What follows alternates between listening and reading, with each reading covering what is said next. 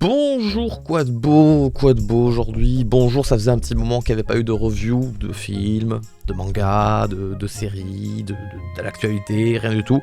J'ai changé ma façon de faire, je ne vais plus faire les reviews de mangas ou de films parce que je vais plus les refaire en live. Je vais les faire juste comme ça, enregistrés tout seul parce que trop compliqué à mettre en place quand le film ou le manga a des spoils.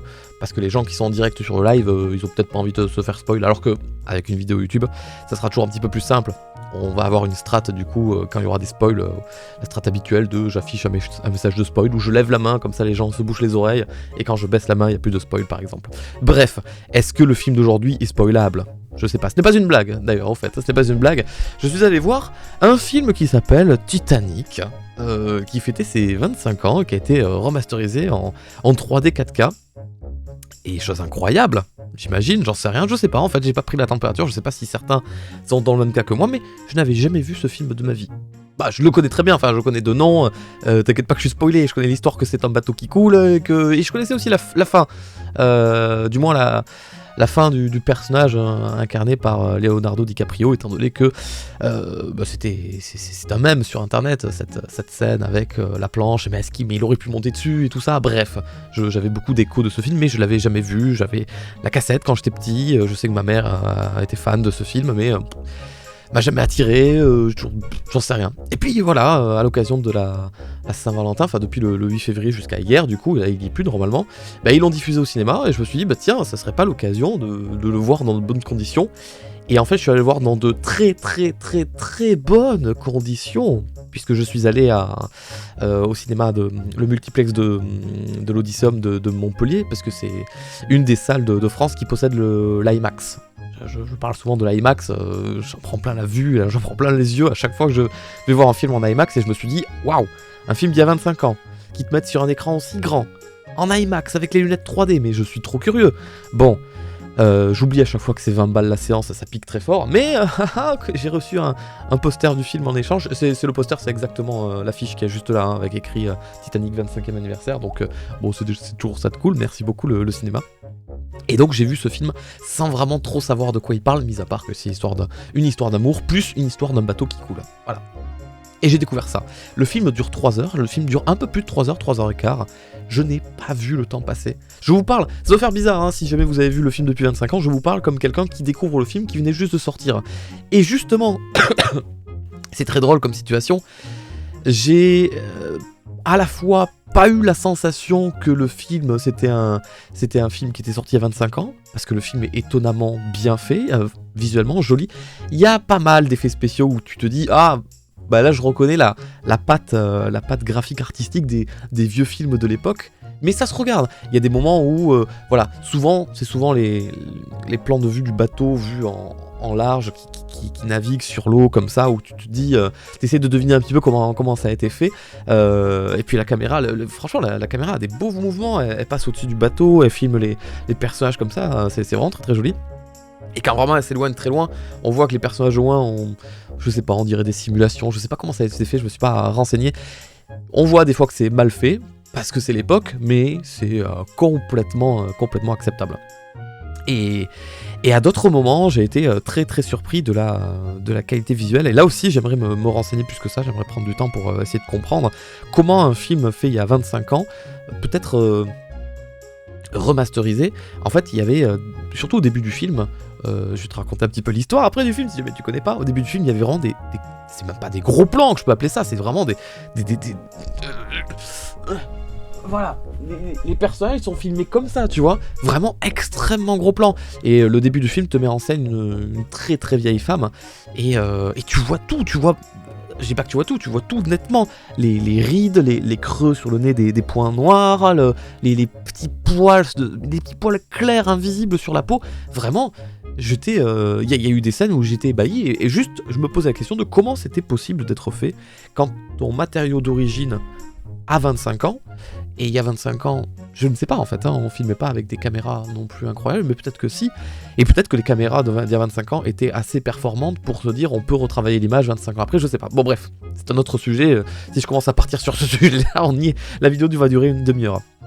Bref, le Titanic, l'histoire d'un bateau, le bateau le plus grand Aïe, je cogne mon micro, c'est pas grave. Le plus grand du monde, du coup, qui va faire une traversée.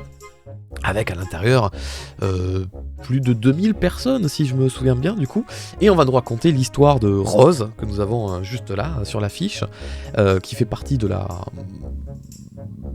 haute, tu sais, partie des riches, pour te la faire très simplement, qui fait partie des riches. Et à côté, on a Jack, incarné par Leonardo DiCaprio, qui fait partie des personnes un petit peu plus pauvres, et qui vont finir par se croiser, sachant qu'elle est destinée à se marier avec un autre homme de son milieu à elle, et Jack, lui, il n'est pas du même milieu qu'elle, mais il va y avoir une espèce d'histoire d'amour, ils vont se rencontrer, ils vont se croiser, ils vont s'apprécier, ils vont essayer de s'enfuir, ils sont toujours sur un bateau, je te rappelle, hein, mais très chouette histoire d'amour à suivre. J'ai jamais su si j'étais fan des histoires d'amour dans les films, mais j'ai vraiment kiffé, hein. J'ai vraiment kiffé de ouf, et j'aime beaucoup ces films où l'écriture, ou plutôt si je puis dire le langage est soutenu, tu ressens que c'est une autre époque, la manière de parler, le vocabulaire employé, ça fait...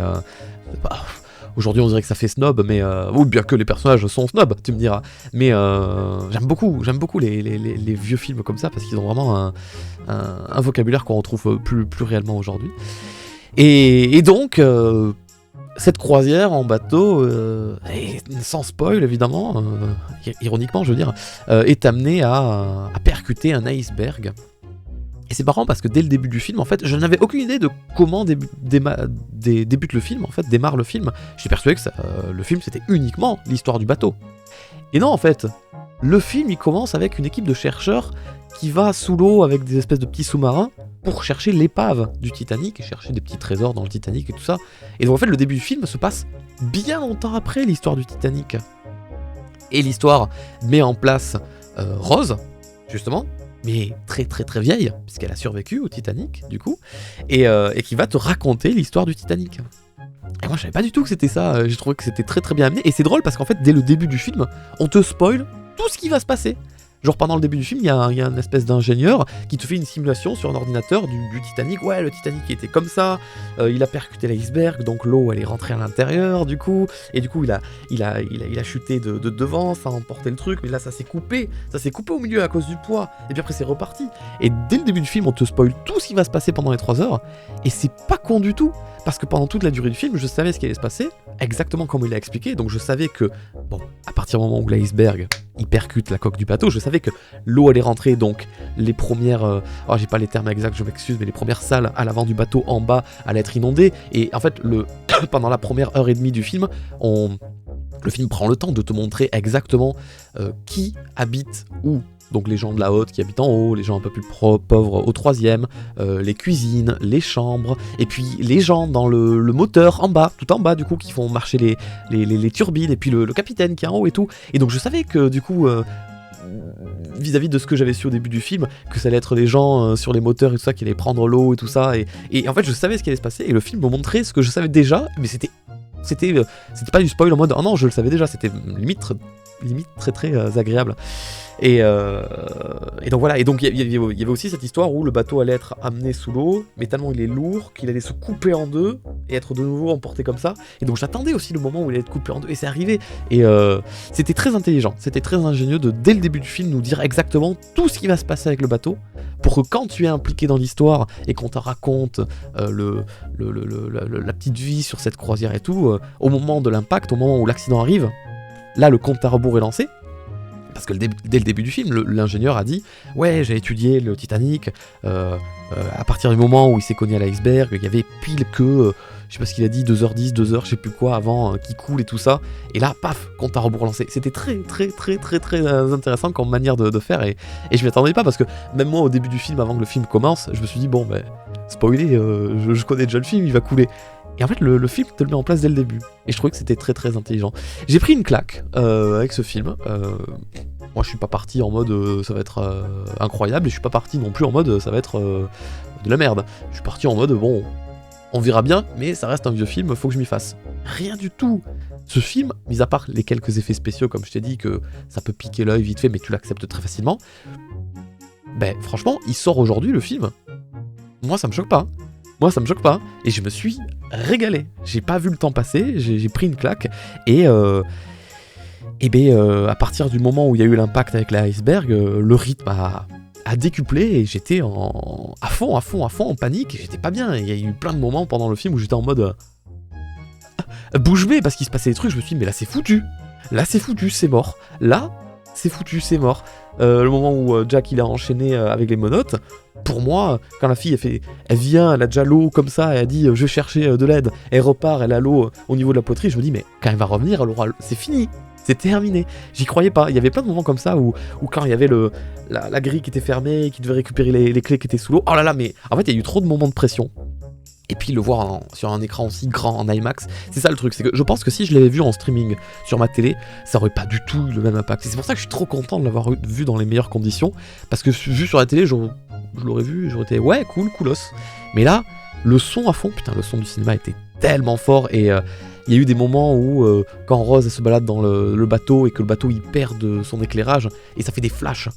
Ça fait des flashs, bon, ceux qui faites pas des crises d'épilepsie non plus, mais j'étais à fond, j'avais les yeux grands ouverts, je voulais pas louper un seul élément du film en fait. J'étais vraiment à fond dedans et j'avais peur pour les personnages. Et puis après arrive l'inévitable. La chute du bateau et les gens qui tombent et beaucoup de gens qui meurent et là ça a été un long moment.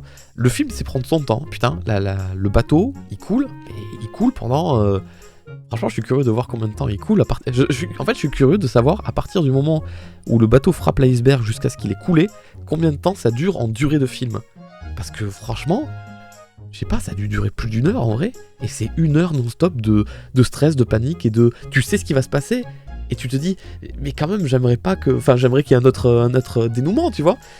Et ouais, le film a mis beaucoup en scène des gens qui meurent, des gens affolés, des scènes visuellement terribles avec des enfants qui ont perdu leurs parents, et qui sont perdus, qui pleurent sur place, et que, en fait, c'est... le film met en scène la catastrophe, l'horreur de la situation, des gens qui courent pour sauver leur vie, qui font pas attention aux autres, qui se marchent dessus, qui se poussent, et à la fois personne peut se sauver parce que vous êtes sur un putain de bateau au milieu de l'océan et vous pouvez rien faire. Et ouais, là il y a eu un long moment où le film mettait en scène il te montrait des choses que ça faisait pas plaisir à voir, quoi. L'image des deux vieux là dans leur lit qui attendent de mourir, la mère qui couche leur enfant et qui dit qui les endort pour que ça passe plus vite. Bah alors je n'ai pas pleuré pendant le film, mais j'ai eu les larmes aux yeux pendant un long moment, pendant toute cette séquence. j'ai pas été si attristé que ça par la fin du film, tout ça, mais toute cette séquence vraiment de terreur, elle m'a vraiment fait quelque chose, et je pense que je vais au cinéma pour vivre ce genre d'émotion là, donc bravo le film, bravo le film, t'as réussi. Donc pour quelqu'un qui n'avait jamais vu Titanic, qui en avait seulement entendu parler, grosse claque. Le film mérite son succès, le film est complètement pas dépassé. Le film n'est plus au cinéma, donc je peux plus vous inviter à aller le voir en temps réel, mais essayez de le voir dans les meilleures conditions. Je vous le conseille très, très sincèrement. Attends 2 secondes. Ouais, désolé, j'ai fait une légère pause, j'avais besoin de me moucher un coup. Et j'ai aussi compris que beaucoup de choses de ce film en avaient inspiré d'autres. Comment dire, il y a beaucoup de choses dans ce film qui sont des références. Et je m'étais dit, ah mais putain, ça vient de là en fait. Alors, pour te donner des exemples, par exemple, des scènes dans le film qui passent normalement et qui en fait ont été repris dans d'autres films, dans d'autres séries, dans des animés, j'en sais rien. Des parodies, tu vois. Exemple, le moment où Rose et Jack font l'amour dans l'espèce de petite voiture. Magnifique voiture d'ailleurs.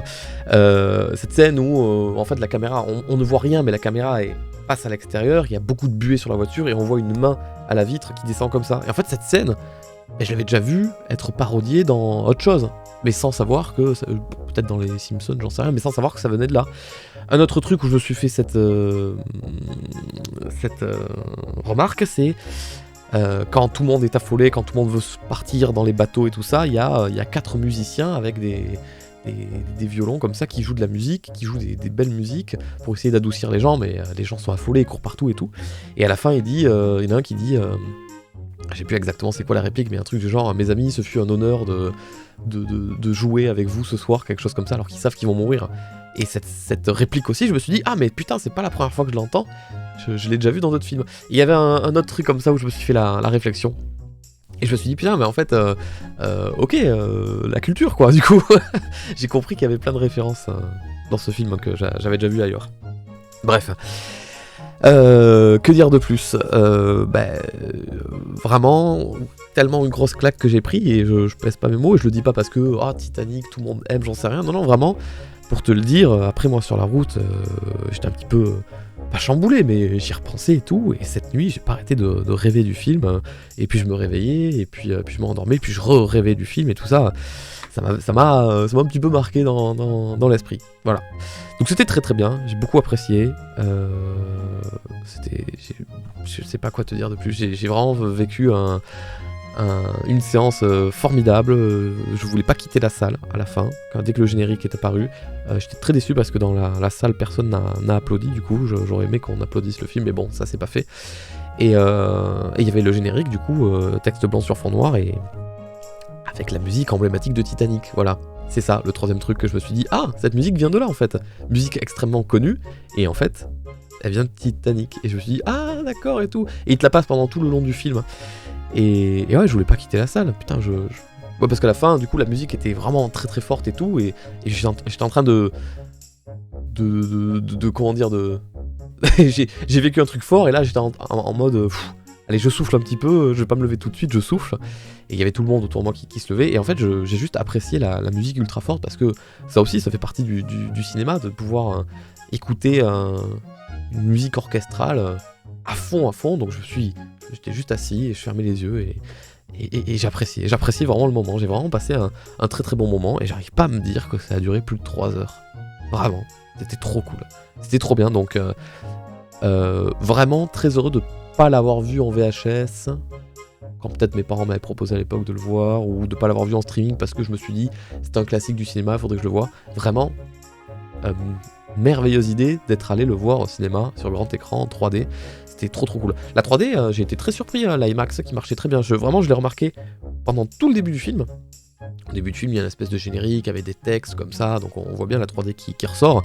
Les personnages dans le sous-marin qui parlent au premier plan, second plan, vraiment très très bien. Après, pendant tout le reste du film, j'y prêtais plus vraiment attention. Et à la toute fin du film, de nouveau, quand la caméra va sous l'eau, qui filme l'épave du Titanic et les particules, ça fait vraiment très très... tu vois le relief, quoi, finalement. Donc c'était vraiment pas mal. J'ai vraiment eu l'impression de voyager dans le temps et d'être là le jour de la sortie du film, là où tout le monde en parle, puisqu'il y a 25 ans, c'était un phénomène et tout le monde en parlait, tout le monde avait vu le film, si je me trompe pas. Et je suis très content de l'avoir vu dans ces conditions, et j'espère que d'autres films aussi classiques que le Titanic seront diffusés un jour dans le cinéma. Tu sais, il y a d'autres films comme ça, vraiment, c'est des purs classiques que j'ai jamais vus. Par exemple, Le Parrain. Le Parrain, j'ai jamais vu, tu vois, et j'en entends parler de ouf. Il y en a plein des films comme ça. Donc je me dis, on va peut-être attendre la bonne occasion. Je sais pas. Donc vraiment, grosse claque. Il y a tellement de choses qui se passent dans le film. Je pourrais te parler de plein de trucs, mais... Non, j'ai vraiment passé un bon moment. J'ai vraiment passé un très très très très très bon moment, et... J'ai adoré, j'ai vraiment adoré le film. Je le reverrai pas tout de suite, parce que c'est quand même un film long, mais peut-être que dans 5 ou 10 ans, je le reverrai et je kifferai toujours autant. Mais il était dur, hein. Il y a eu des moments où j'ai vu des choses, je voulais pas les voir, hein. Ça m'a fait de la peine. Mais c'était très très cool, voilà. Merci d'avoir regardé cette revue de film. Il y en aura une prochainement, probablement le Demon Slayer, qui sera diffusé là dans 2 semaines. Et après, il y aura d'autres trucs. Il y aura le film Mario, et sûrement d'autres films que je connais pas encore et que je vais aller voir juste parce que le nom m'attire ou le scénario m'attire. Bref, merci à tous et à la prochaine. Bye bye.